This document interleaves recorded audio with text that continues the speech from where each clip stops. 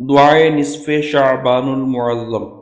الحمد للہ رب العالمین والصلاة والسلام علی سید المرسلین، اما بعد فاعوذ باللہ من الشیطان الرجیم، بسم اللہ الرحمن الرحیم۔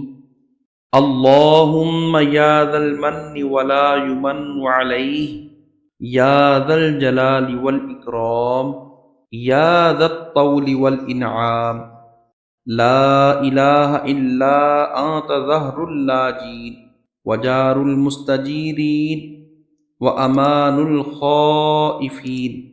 اللہم ان کنت کتبتنی عندک فی الکتاب شقیا او محروما او مطرودا او مقترا علی فی الرزق فامح اللہم بفضلک شقاوتی وحرمانی وطردی واقتتار رزقی، وأثبتني عندك في الكتاب سعيدا مرزوقا موفقا للخيرات، فإنك قلت وقولك الحق في كتابك المنزل على لسان نبيك المرسل، يمحو الله ما يشاء ويثبت وعنده الكتاب۔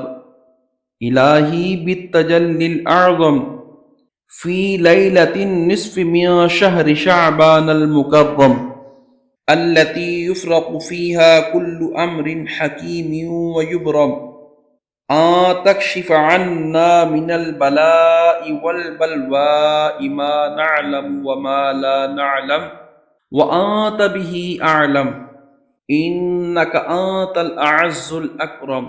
وصلی اللہ تعالی علی سیدنا محمد وعلی آلہ واصحابہ وسلم، والحمد للہ رب العالمین۔